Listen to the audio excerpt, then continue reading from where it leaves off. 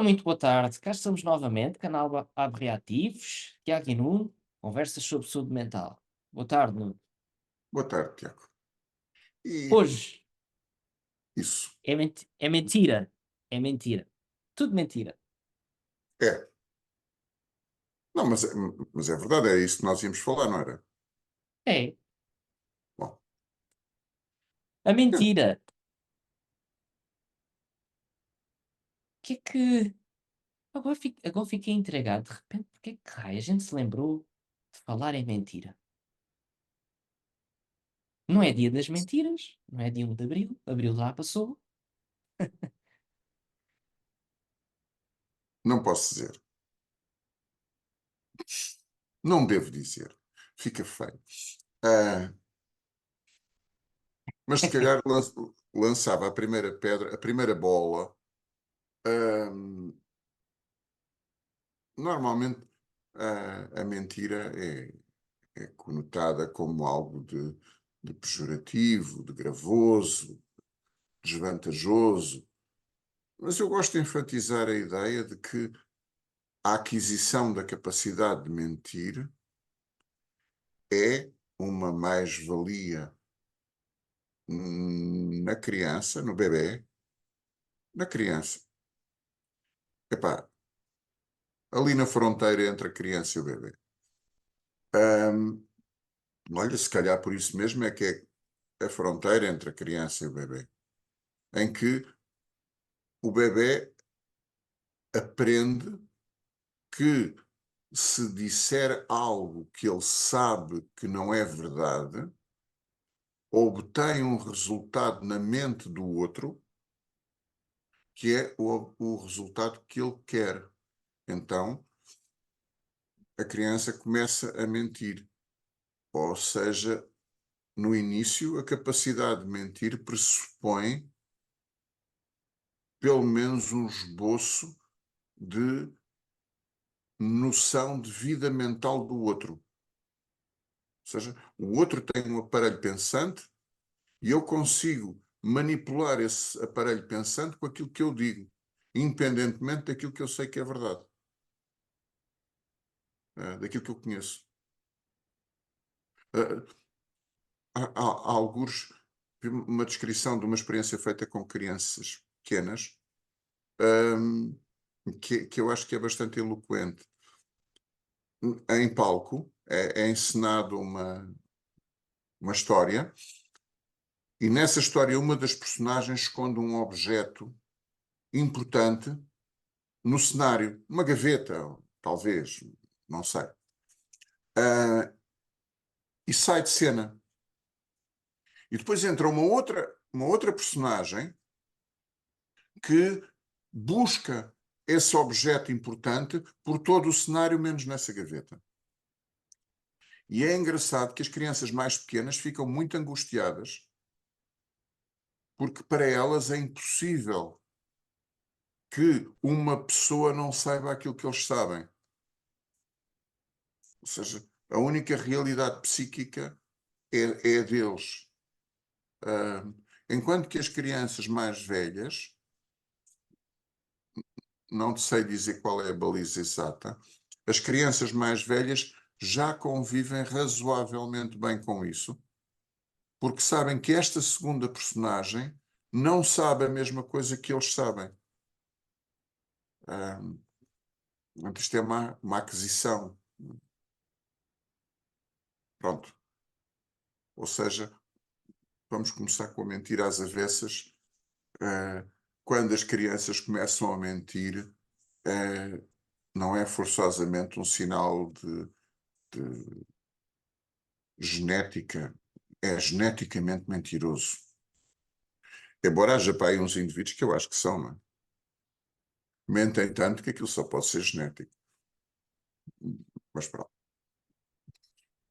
Ah, eu fez-me lembrar de um filme, de uma comédia ah, com o Jim Carrey. Eu acho que já, princípio, não sei o ano, mas princípio dos anos 2000, portanto, primeira década do século. que o filme se chamava Liar Liar,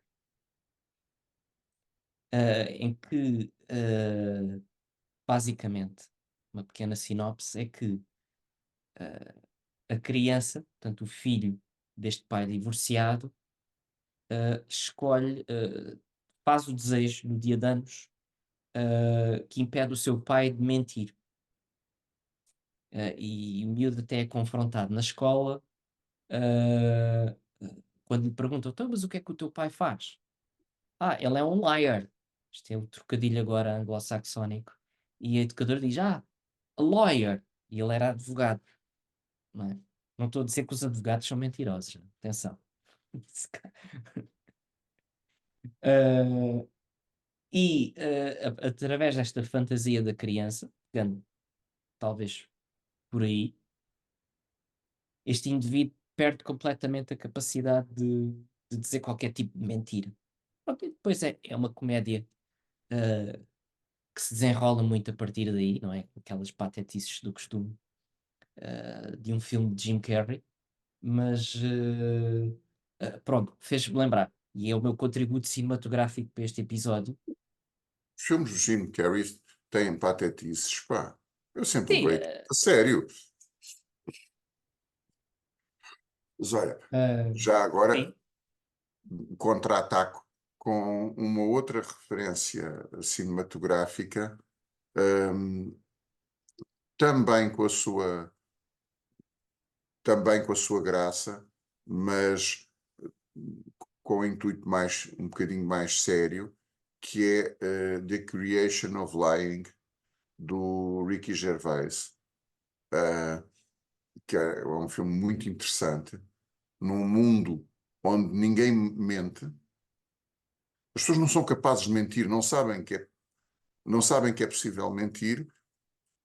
A personagem do Jim Carrey descobre que pode mentir. E tudo o que daí, toda uma sequência que daí advém, tem uma parte muito engraçada. Pá, ele é venerado, as pessoas já o buscam uh, para buscarem conselho de como é que é onde levar a vida. Um, e em dada altura ele tem uma data de gente à frente da casa dele à espera que ele diga palavras de iluminação para aquela gente toda. Então ele decide vir cá fora com uns textos inspiradores para aquela gente. Então aquilo que ele tinha ali mais a jeito para escrever esses textos é uma caixa de pizza. Então ele traz duas tábuas de mandamentos para os seus seguidores em dois cartões de uma caixa de pizza. Uh, pronto, que é uma alegoria bastante engraçada no, no filme. Um, obviamente o paralelo com as religiões Uhum. é, é a principal intenção. Aliás, conhecendo o Ricky Gervais, era estranho que não fosse, né?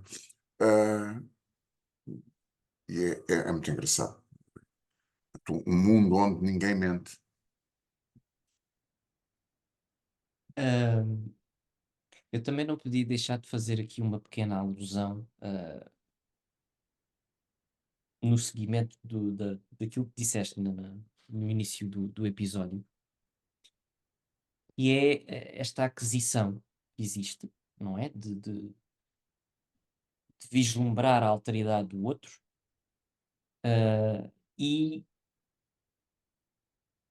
lembrar-me muito aqui da questão que há também o segredo, capacidade de criar segredos, de dizer que não, mentir. Não sei se elas serão contemporâneas, estou aqui a metê-las todas no mesmo saco, enquanto aquisições fundamentais acima de tudo em algo que nós um dia vamos ter que falar com a devida profundidade, que é o pensamento, não é? Pensar em psicanálise, como já o dissemos aqui, não é a mesma coisa que um simples cogitar. Que um,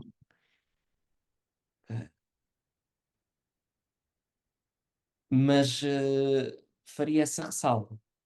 E há até uma autora em psicanálise, que é a Pierre Alanier, que fala muito desta questão,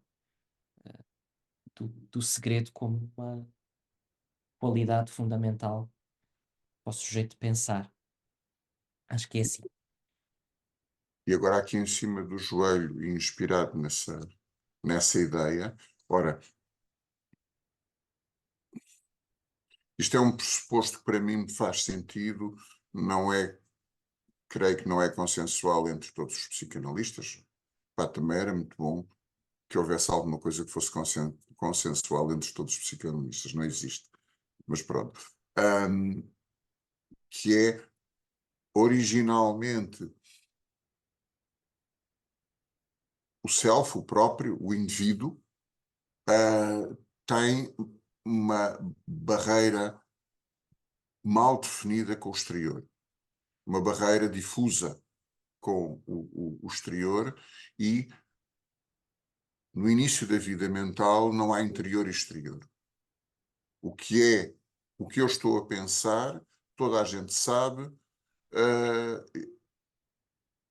o que os outros pensam, eu ainda não sei que os outros pensam, portanto, mas no início o que eu sei é público, que é um sintoma que na esquizofrenia, nas psicoses, na esquizofrenia e nas outras psicoses, se descreve como difusão do pensamento. Ou seja, o que quer que eu estou a pensar, as pessoas à minha volta sabem que eu estou a pensar. Uhum. Como é que o paciente depois descreve isso? Há muitas formas, não é relevante. Mas o que está subjacente é este pensamento que não fica só na minha mente e passa para o exterior.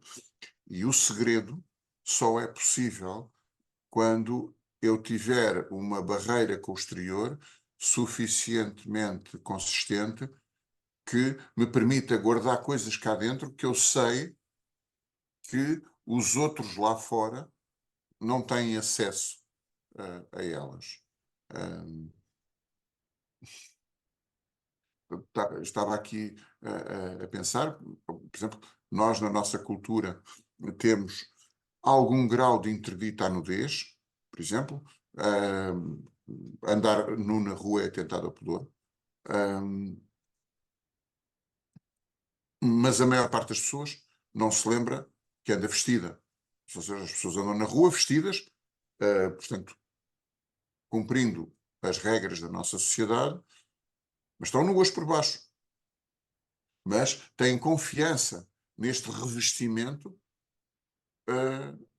portanto, por trás da roupa está uma pessoa despida, mas a pessoa sente-se, tem a sua intimidade protegida, neste caso por um artefacto, né, que é a roupa. No caso da vida mental, eu não lhe vou chamar artefacto, porque acho que não soa bem, mas não sei como lhe chamar, uma estrutura, permite, Artifício? talvez, é bem, enfim.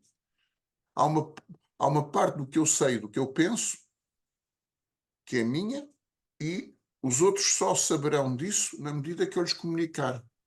Senão não sabem. Uhum. E só aí é que eu posso mentir. Portanto, mais uma vez, quando a criança começa a mentir, eu diria, grandes aquisições foram feitas. O paciente psicótico tem dificuldade em mentir.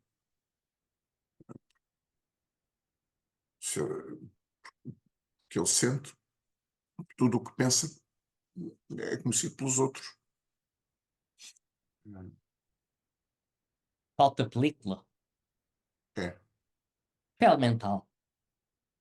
é. Eu gosto muito da ideia da pele mental, pele psíquica, porque exatamente como uma pele pode ser coraçada, como um calo, ou pode ser extremamente friável, como uma pele queimada. Uma pele onde o mínimo toque perpassa a pele e é insuportável, ou, por outro lado, uma pele onde nós podemos mexer e quem tem essa pele não sente. A lei de couraça. Só mais ou menos. Eu tenho sempre esta mania de relativizar as coisas, mas frequentemente a mentira é confundida com outra coisa. Alguns terapeutas, vou dizer francamente, diria maus terapeutas, dizem que os pacientes lhes mentem. Hum. Acredito que, eventualmente, em algumas circunstâncias, alguns pacientes mintam. Mas eu preciso de distinguir isto de quando o paciente me diz algo que eu sei ou presumo que não é verdade, mas de facto o paciente pode estar convencido disso, pode estar equivocado, pode fazer uma leitura errónea dos dados que tem. E não há, portanto, uma intenção de criar em mim uma ideia diferente daquela que o paciente tem na mente dele.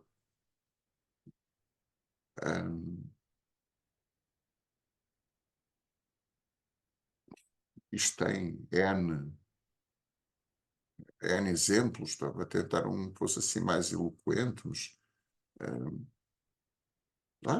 ocorre-me a paciente anorética que com 30 e tal quilos diz que está gorda. Ela não me está a mentir, ela acha mesmo que está gorda, inclusivamente pode até apontar alguns pontos onde tem gordura, e contudo, por todos os critérios, não está. Mas ela está convencida que sim. Uhum. Pode ser muito exasperante para quem a ouve, para quem fala com ela, mas a realidade é que a paciente anorética está convencida de que está gorda. E, e todos os problemas que advêm daí, não só em termos da patologia da paciente, como em termos, por exemplo, do manuseio da relação com a paciente no contexto psicoterapêutico.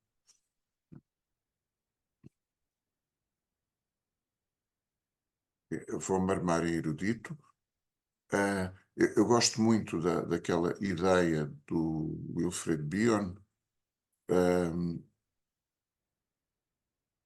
Ouça, o enunciado Enunciado falso, falso? exatamente, em que ele se escapa do termo mentira e até mesmo do peso do dolo, tanto que aquilo é um enunciado falso. Porquê que é falso?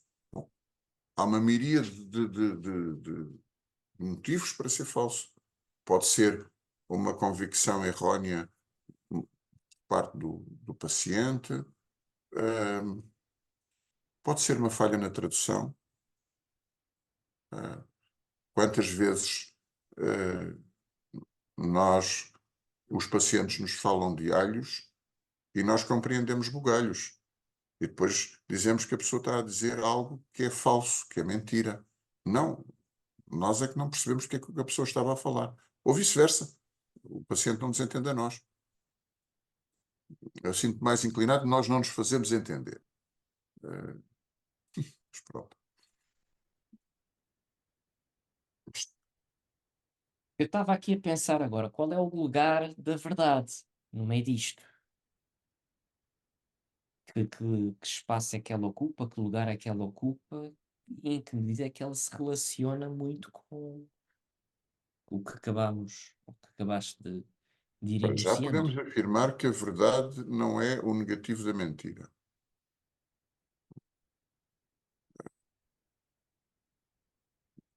E vice-versa.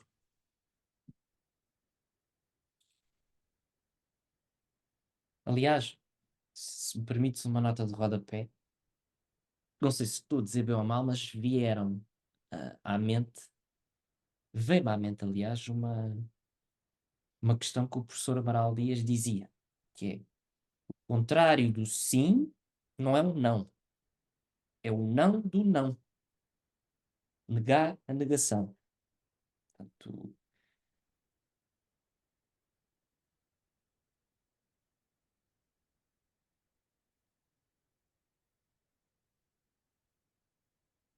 Epá, eu não estou a ver como é que ele chegou lá, mas está bem.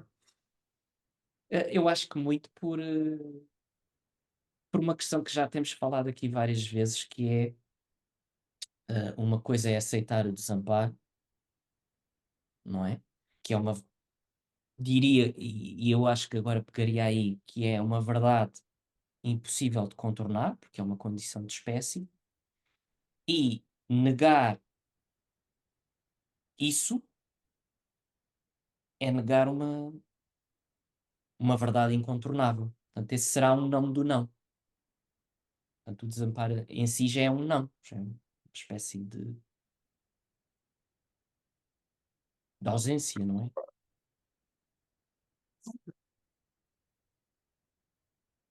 Vencido, mas não. Como é que é? Vencido, mas não convencido. Epá, eu estou de acordo com a frase até, ao ponto em que se tenta definir. O contrário do sim pode ser o não ou a não resposta, ou o nulo. Não numa lógica binária, mas creio que se diz ternária.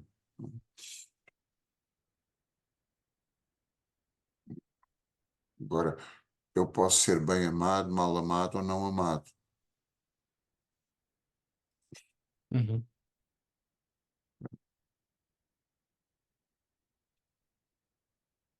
Mas o sim pode ser mentira.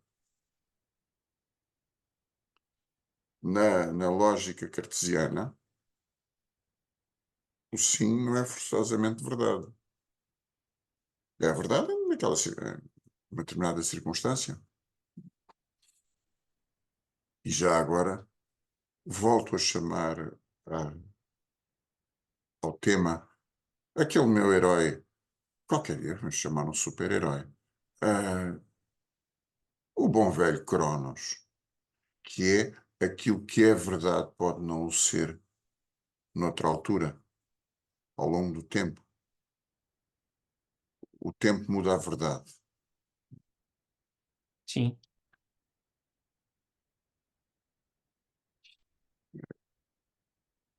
Aí diria que conhecimento tem uma ação, É transitório. portanto, esta relação entre o conhecimento e o tempo, Ah, como interveniente naquilo que antes era verdade e hoje já não é. ou ao contrário. Uhum. Ah, estava-me a lembrar daquele senhor Galileu Galilei, ah, que teve assim umas ideias parvas, não é? E depois senhores muito cultos e ilustres da época dele achavam que ele só dizia era parvoíces, deram-lhe porrada de três em pipa. Ele acabou por mudar mais ou menos de ideias. Eu não sei muito, mas sei aquela frase que se diz que ele terá dito depois de safar das garras dos senhores eruditos. Ahm,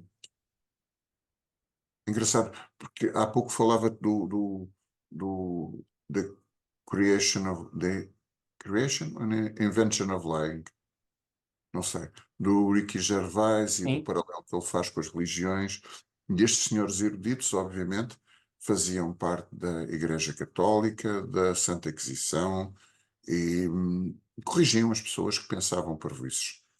de uma forma bastante musculada. E o Galileu Galilei terá dito no final, que já quando se estava a pirar deles, bem, mas contudo ela move-se.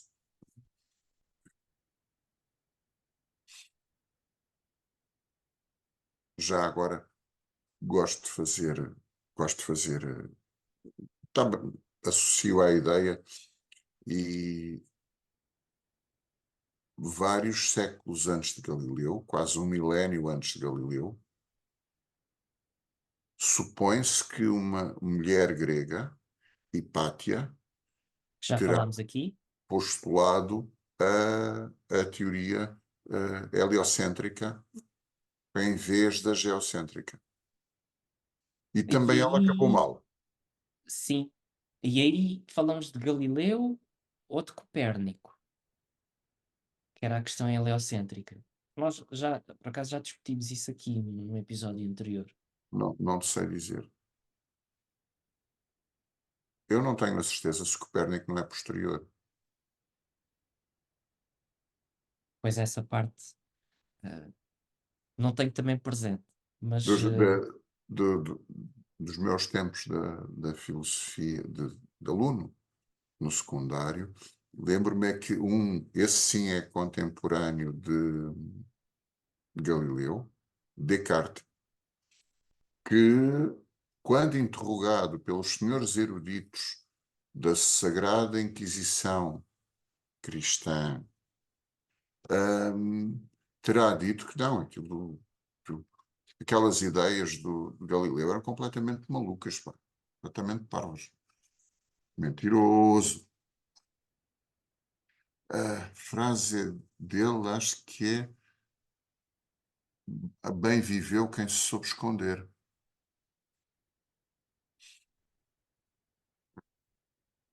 essa não conhecia. De Descartes. Uhum. Xiça.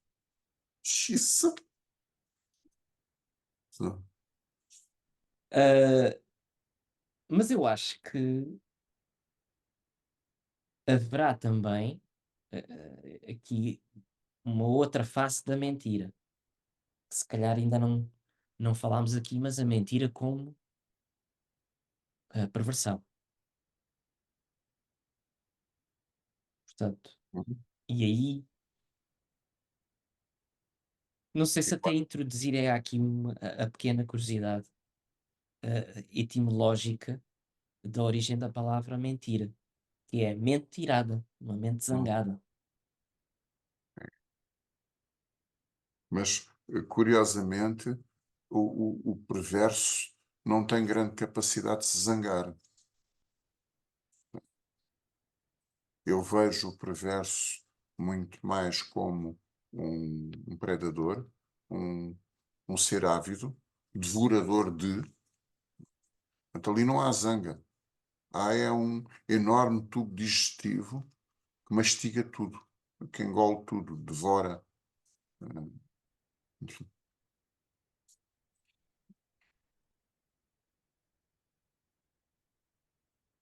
Confesso que hesito. Bem, e quando digo que hesito, pronto, é que já está. Ahm, de facto, nós vivemos numa época em que a perversão está mais à solta. Ah, e, curiosamente, ahm, eu acho que hoje em dia as pessoas acreditam bem menos na verdade dos meios de informação. De antes, o que vinha no jornal é porque vinha no jornal, era verdade. Ou porque disseram na televisão. Disseram na televisão, era verdade. Não é? Ah, e nos últimos anos houve algumas graves violações perversas, acho eu, da verdade, muitas, de tal forma, e porque as pessoas tinham para onde fugir, que as pessoas começaram a procurar outros meios de se informar. Ou seja, o perverso foi a um ponto tal que matou a galinha.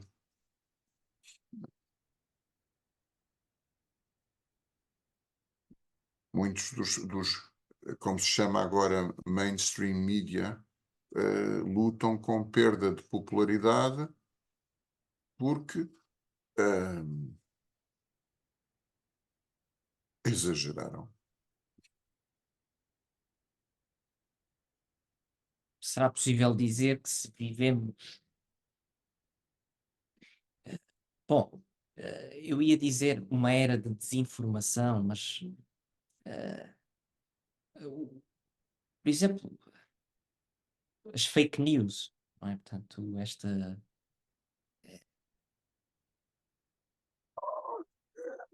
Salientando que informação não é conhecimento. Sim, Acho que isso é importante. Acho que há informação que pode conter conhecimento e há sim, informação que é mera informação. Portanto, acho que isso é importante também. sim. Mas a mentira, o tema que o Carlos nos traz, no fundo, é quando essa informação que é veiculada não corresponde a uma verdade partilhável por todos. Quando disseste, vivemos numa era de desinformação, acho que a desinformação sempre cá esteve, eh, sob as mais diversas formas. Ah, agora, talvez, porque nós temos meios tecnológicos para veicular informação de uma forma muito mais popularizada,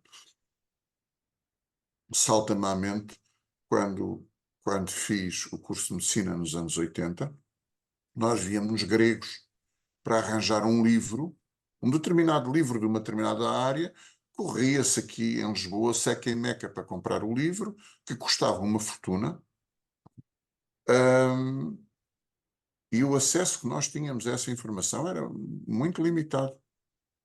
Os livros estavam publicados, mas era difícil comprá-los. Hoje em dia, o acesso à informação é mais popularizado. E se calhar, como darwinianamente, começa a haver uma seleção das espécies. Ou seja, quem julgava que tinha um monopólio da informação deixou de ter. Alguns, para manterem o monopólio da informação, mudaram a forma como apresentam essa informação, como perversamente a manipulam. Sim. Só uma ideia que me ocorreu, que é a questão da diferença entre mentira e omissão. Uhum, Uh, por exemplo, nas informações, nas notícias, o narrar só o que uma das partes do conflito tem para dizer, de facto, não está a ser dita nenhuma mentira. Mas como nós só escutamos o ponto de vista de uma das partes, temos uma visão, temos um enunciado falso, porque não ouvimos a verdade toda. Esta agora saiu mal. Seja lá isso o que for. ah, eu acho que duas coisas. ah, Sobre a verdade, quando te estava a ouvir, veio-me à mente uma frase, que a verdade seria, ou conjurei-a assim, como é a aproximação possível do tempo. Exatamente. Os Ah, estatísticos é assim que dizem. E muito bem. Isto é a verdade com uma probabilidade de 99,9%. Portanto, é uma aproximação possível de dentro de um tempo específico. E depois estava aqui muito a pensar, sobre esta questão das partes e de só ouvir umas partes, dentro do contexto de terapia, Exatamente. qual é. Nós ouvimos partes. Sim. Ah, e é curioso perceber muitas vezes, ah, esta parte é a pessoa a falar ou é um determinado objeto que fala, não é? Objeto interno, ajuda. Interno, interno, não é? Sim, sim. Estamos a falar de terapia individual. Em linguagem mais comezinha, mas a menina sente-se mal com essas saias acima do joelho. Isso é a menina a falar ou é a sua mãezinha?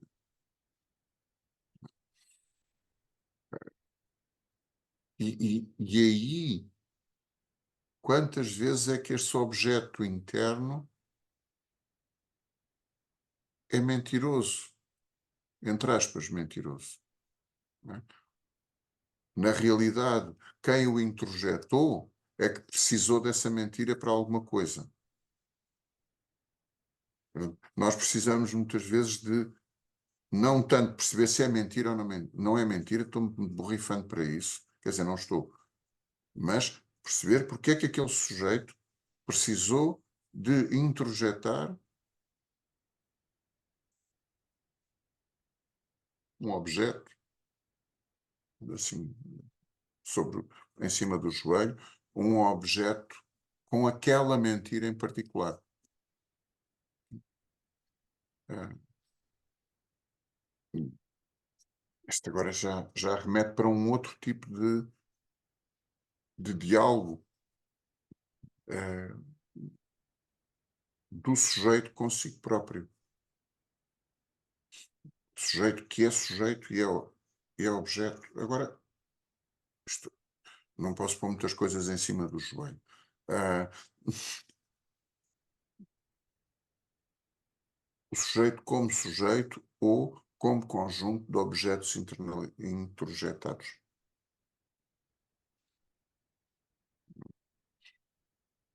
Ah, sim, ah, Olha, eh, força, força. lembrei-me mais uma referência cinematográfica de um filme excelente, obviamente, com o John Malkovich, raramente não são, que é o filme chama-se Being John Malkovich, em que a personagem do John Cusack vai trabalhar num escritório que tem uma portinha que dá acesso ao interior da cabeça do John Malkovich. E é muito engraçado do John Malkovich, ator, e das personagens que ele interpreta. E o que é engraçado é, já agora que falamos da mentira, barra da verdade, o que é verdade se é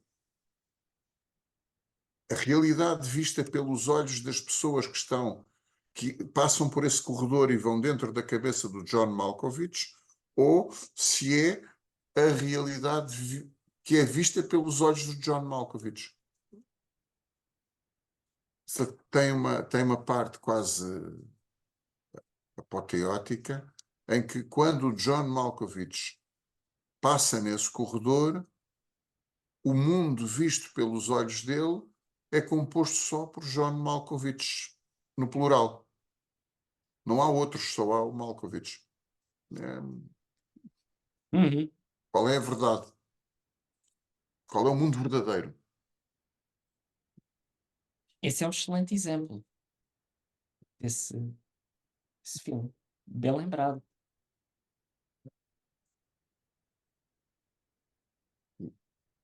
Isto, agora também saltou-me à mente a ideia da... Hoje em dia fala-se da realidade virtual e uns divinizam, outros diabolizam a realidade virtual. Não se esqueçam que a realidade virtual hoje ainda é só um conjunto de experiências sensoriais, ok? Sim, Eh, e a que até já realidade falámos aqui. mas que transcende a realidade, transcende claramente a experiência sensorial. Sendo que essa realidade virtual que já falámos aqui, ela é essencialmente visual e acústica, e com alguma. Ah, pronto, já vi que não és assim tão bem informado quanto isso. Também há sensibilidade tátil, mas é em sites mais específicos. É. eh,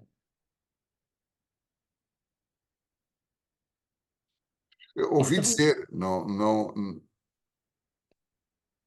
contaram-me. então, quando a realidade virtual tiver este império dos sentidos, torna-se quê? Uma realidade de verdade? Quer dizer, pois, não sei. Eu acho que esta também é de verdade. Quando eu vejo um, sei lá, um dragão a voar direito a mim, eu de facto é verdade, eu estou a ver um dragão a voar direito a mim. Da mesma forma que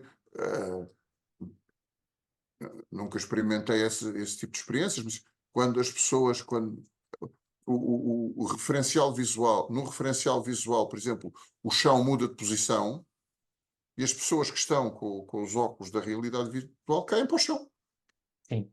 Tentam equilibrar-se, ou seja, há uma informação Contraditório? falsa, sim, contraditória, ok, falsa. É falsa se considerarmos a gravidade da Terra, que é conflitual com aquela informação que advém da gravidade, da percepção da gravidade da Terra.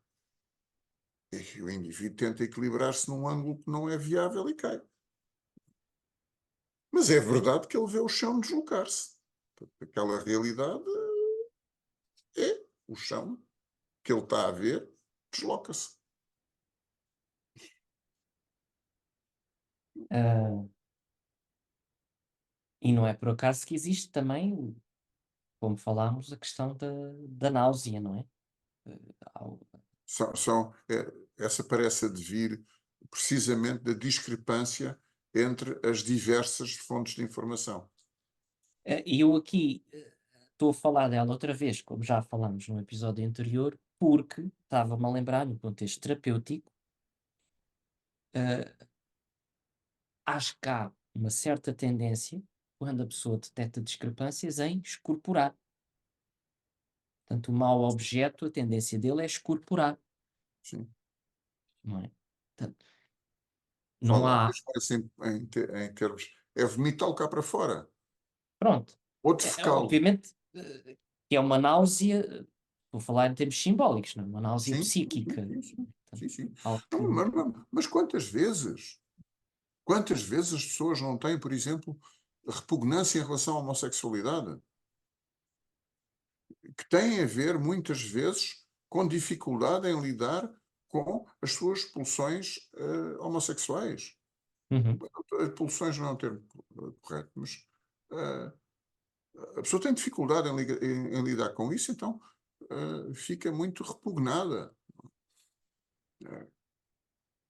precisamente, precisa de vomitar essa coisa cá para fora que não consegue.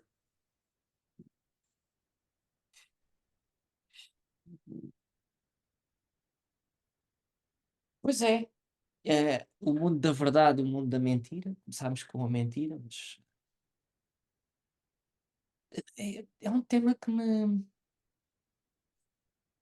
deixou muita coisa no ar. Olha, e uma frase, uma expressão do nosso português, a sério, que remete para a seriedade, que é também, ou seja, estas coisas sérias, ou não são sérias. Se calhar nem são sequer bem verdade, não são sérias. E a melhor das mentiras deste mundo, se for séria, facilmente passa por verdade. Quando nós temos pessoas muito sérias, que até falam latim, não? a dizerem-nos coisas qualquer mentira não pode senão passar a ser verdade.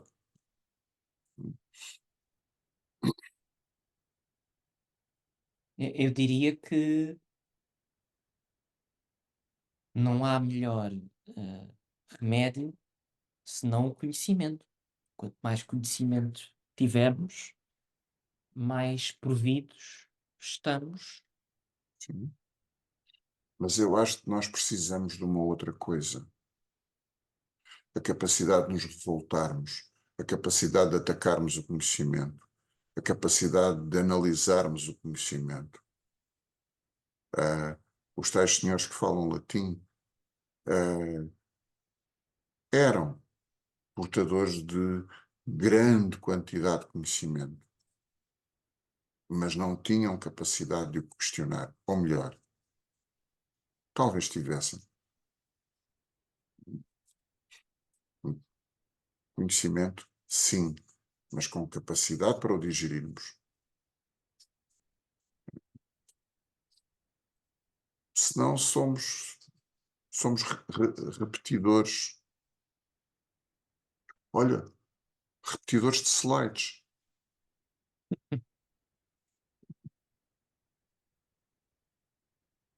E acho que voltamos ao princípio, não é? Que é que decidimos falar da mentira? Pois Mas é. não se pode dizer, não se pode dizer.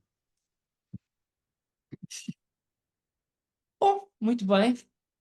Cronos não mente. Ah, Nunca. Aliás, vamos já deve ficar por estar aqui. nesta altura a fazer assim. Então, Pois, muito bem. Chegamos ao fim de mais um episódio e despedimos com cordialidade até uma próxima até, eventualidade. até breve. Adeus, até breve.